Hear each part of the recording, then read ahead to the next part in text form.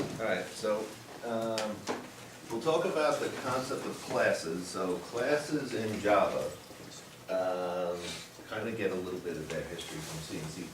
But anyway, this is just a little refresher. We've talked in the past about primitive types. So primitive types are the types of storage you can declare that Java gives you for free. You didn't have to define it. What classes are types of storage that you define. So I want to try to just keep this simple. Suppose we needed to represent a person. So Java doesn't know what a person is. And depending on your application, the description of a person could be very different. But to keep it simple, we'll just say a person has a first name, a last name, and an age. So the names would probably be strings, collection of characters, and the age might be an integer. Okay? One interesting questions could be is this the official representation of a person, or does the compiler already know how to represent a person? And they don't. It's going to be based on your application. So what we would do is we would describe the storage under a class. And so what we end up doing is we end up saying class, and then the name of the class, give it a name. And then we can say with an open paren and closed paren, we can start describing the storage. This concept of public is going to be, we can decide whether we want outsiders to be able to access this or not. So we're going to be able to call things public and private. And then we can describe the storage. Now, if your class is 100%, it's just a footnote I have down here, if your class is 100% public, and all it is storage, no functions or methods tied to the storage, this actually goes back to like 1972. This would be called a struct in the C programming language. And C++ still allows you to do structs. So that's just your structuring data. Now one difference in Java, for example, when you say I want an integer, I declare an integer I, and I initialize it to 3, this line of code will actually generate a piece of storage for you, put a 3 in it, and let I refer to that piece of storage. But if you were to declare create a class called person, and then make a piece of storage, person P, P is just a reference to a piece of storage. It hasn't actually created the storage yet. And we'll get to why they did this. Well, very briefly is, they want to be able to free up storage when you're done with it, so they want you to do it in 2 steps. They want you to create a reference to it, and then on a second step, you would say, okay, now this person P is equal to, when you call this function new, which goes and actually allocates the storage, fills in the storage with initialized data, and then returns the result and lets P refer to it.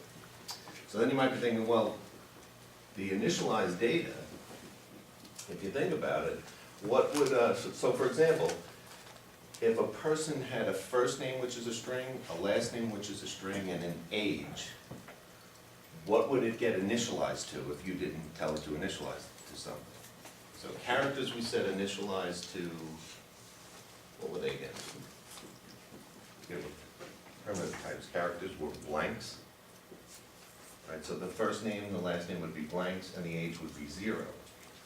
Maybe you're okay with that, maybe you're not. If it was like a, if you had an integer that was maybe a denominator, you might want to initialize it to a 1 rather than a 0, because you could have math errors like that. So we'd like to have the opportunity to initialize these fields when we create them.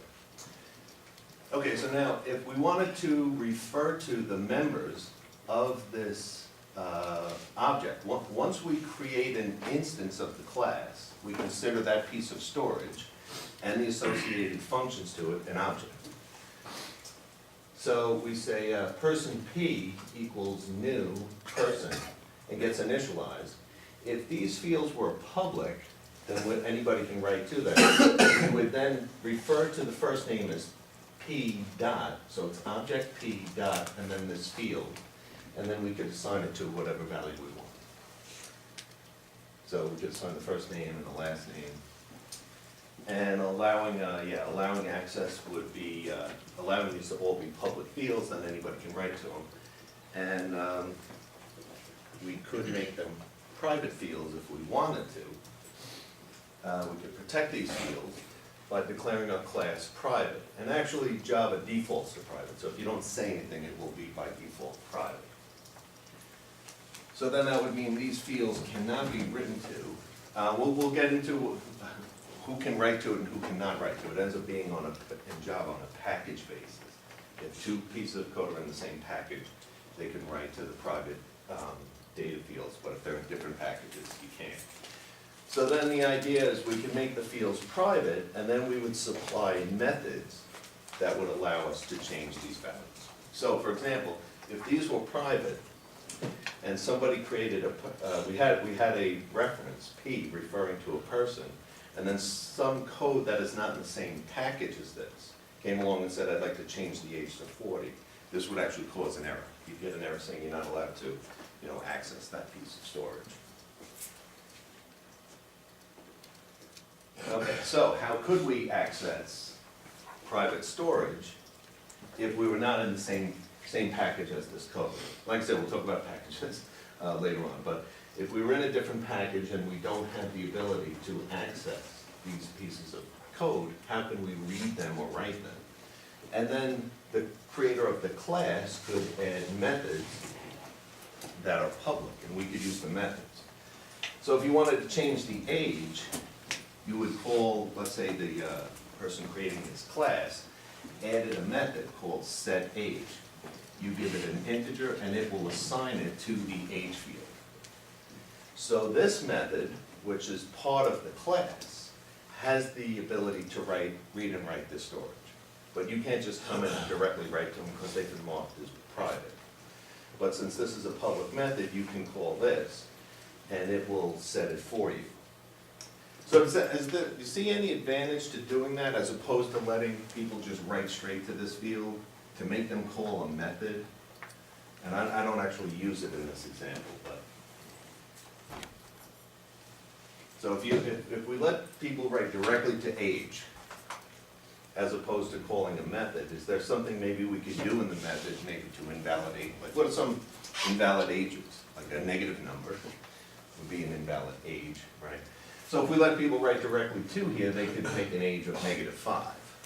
In this code, I don't check for it, but we could have put code in that says if age is less than 0, leave it alone, or we can take some action, or if it's maybe some number we think is too high, we can say it's too high or something like that. So we could kind of sanitize the data before we write to it, rather than giving people the freedom to write straight to that field. Okay, so now if we wanted to create an object and then change the age, we could do it this way. So we create the object, person, P refers to that object, and then we call P's .setAge method, passing in the parameter 40, and that will set the age to 40. So the method is public, but the field is private, so you're calling the public method. Okay, so now when we create one of these things, instead of having all the data just set to default values, maybe we'd like to set it to something different than the default values. So all classes are made up of storage that is of primitive types or of types that are previously defined classes. We can make classes of classes.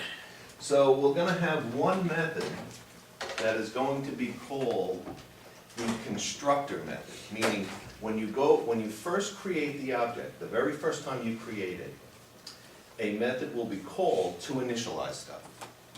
And the method's name is going to be, actually, when you say new, you're calling a function new, you're calling the class person, but you're actually calling the method called person. So the name of the constructor, it's a special function. Out of all the functions we can put in this class, the one whose name matches the class is a special one. That's the constructor, and that's the one that will get called the very first time you create it. Then all uses after that are done by different methods. So in this case, where we have the constructor can accept a string, 2 strings and a number. So we can create a person like this by passing in 2 strings and a number.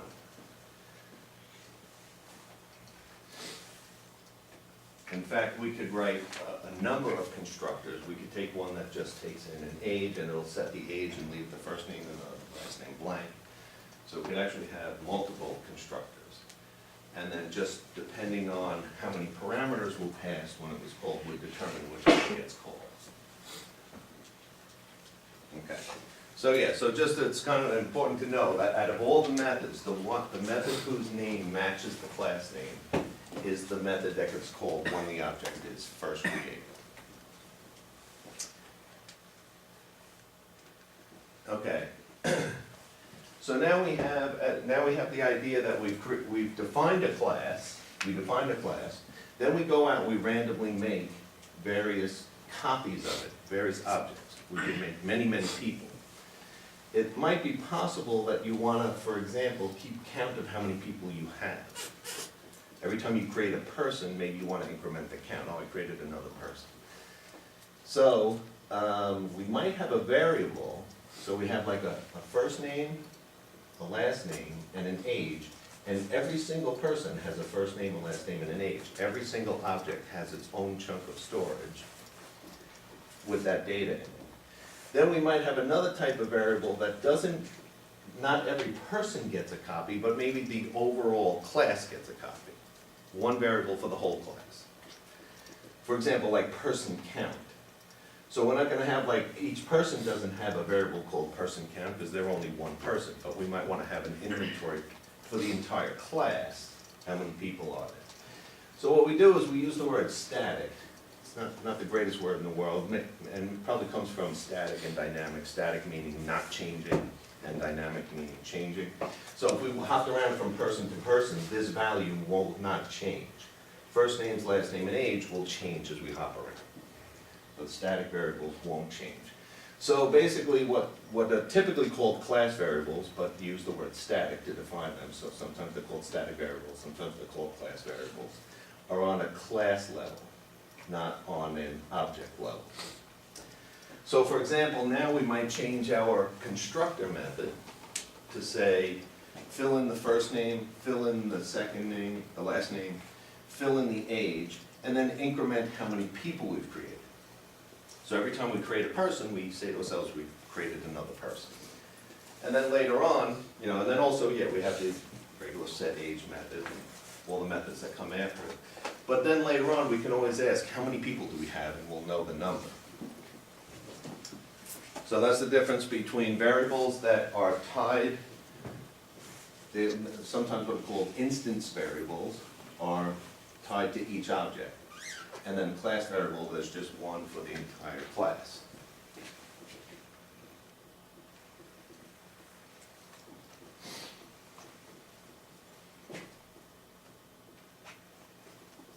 Okay, so for example, if we made 3 different people using that constructor from before, we could then say, this is our ability to print. We can print, and we could say, for example, for person 2, and person 2 would end up being, Abraham Lincoln. For person 2, what is the person count?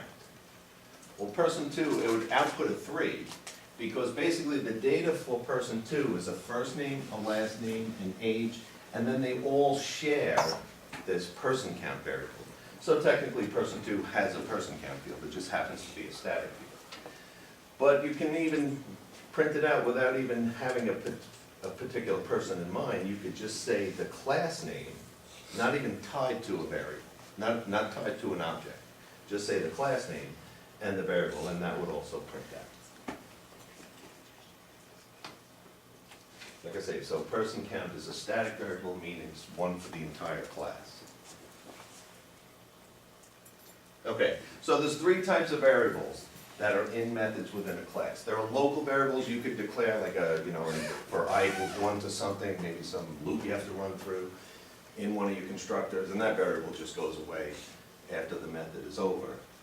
Instance variables are variables that are one for every object, and then class variables are the ones indicated with the static keyword. There's only one for every, one per class. Okay, So we can have static methods that only operate on static variables. So you can call the method without having it, but you don't have to say like person2 dot the method name. You can just say the class and print out the method name.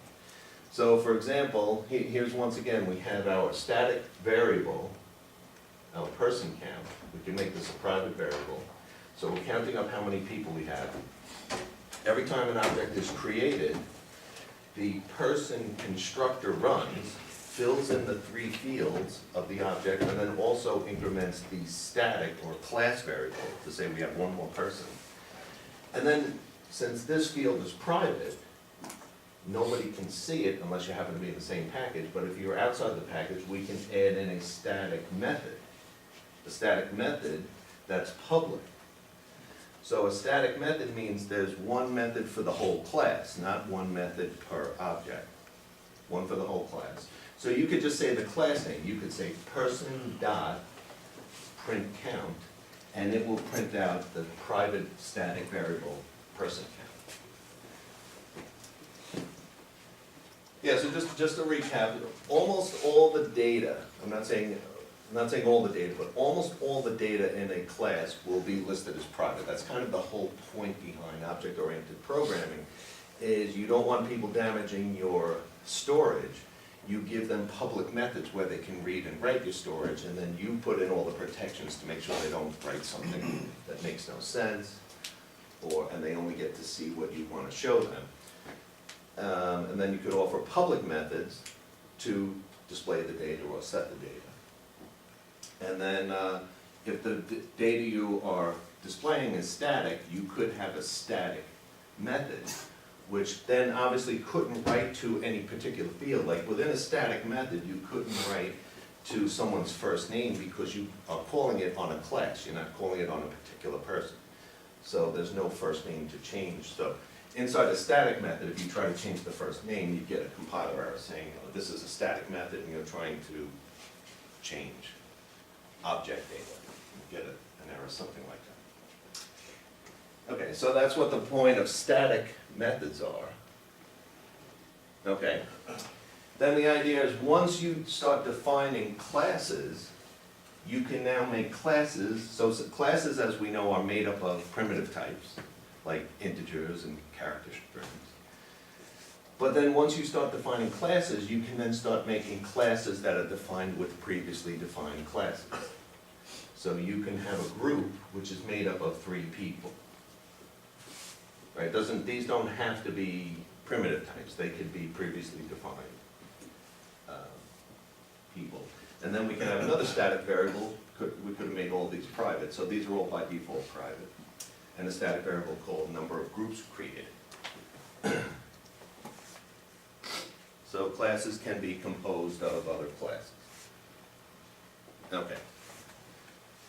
Just pretty quick. So now let's just revisit Hello World. So the first, somebody a long time ago, when programming languages first came out, printing out the string Hello World was always the first program that anybody ever wrote. But on our first day, we kind of cut and paste this and we compiled it. And there was a lot of stuff that didn't make sense, and maybe now it makes a little bit more sense. So what Java does, which C and C++ didn't require, is they require that everything be encapsulated into a class. So, so in C and C++, they always had a function called main. Your program could have many, many functions, but when you run it, your computer system has to know which one should it start at. And the C programming language picked the word main and said that's the one way you start, and then that one can call all the other ones. So that's kind of a carryover from C and C++, that's your entry point, that's where you start. But Java wants everything to be encapsulated into a class, so we would have to make a class. You create a class called Hello World, and then that class could have methods that operate on each object of Hello World, or maybe a static method, which means there's just one method for the whole class. So then we create a static method. It doesn't return anything, so void means nothing gets returned. Main is the word we use to mean that's where we're going to start the program running. We'd have to make it public or else we wouldn't be able to run it. And it could take in parameters, so we make a string, or array of strings. So if you wanted to say, you know, when you run your program, you could say Java space, the file name. You could then say space and start feeding it parameters if you wanted to. So we haven't done that.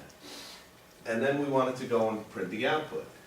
So this thing looks pretty long now. So without looking down here, what does it look like is now happening? Like, is there a method? Is it a static method? Is it an object?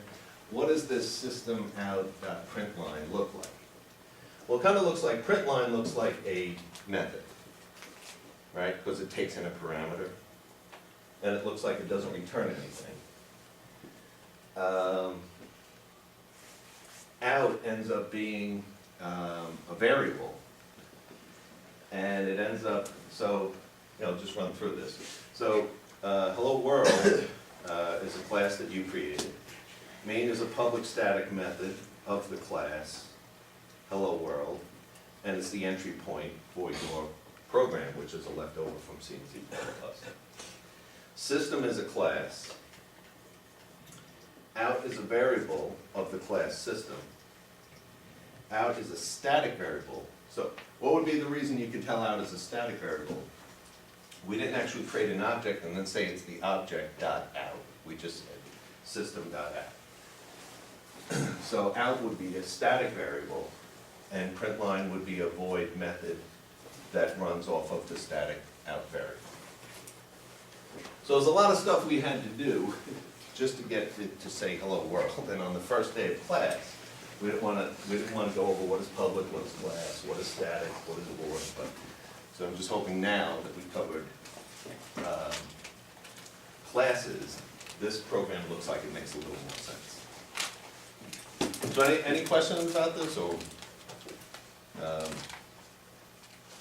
don't know if it was a good. So, for example, the C equivalent of this would be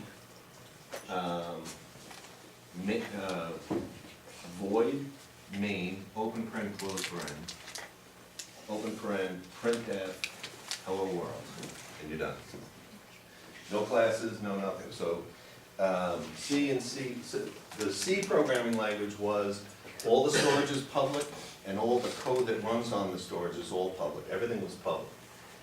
C++ came along and said, why don't we add the concept of having structures be in such a way that the data could be private and methods that read and write to it would be public, and they call these classes. And for about 3 years, the language was called C with classes. And then they eventually changed it to C++.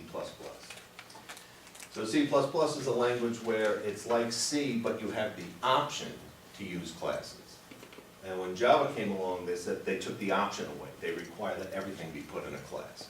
So that's why we had to go through all this, just to print out one sentence, 2 words. Okay. Any questions about that? Or? Okay.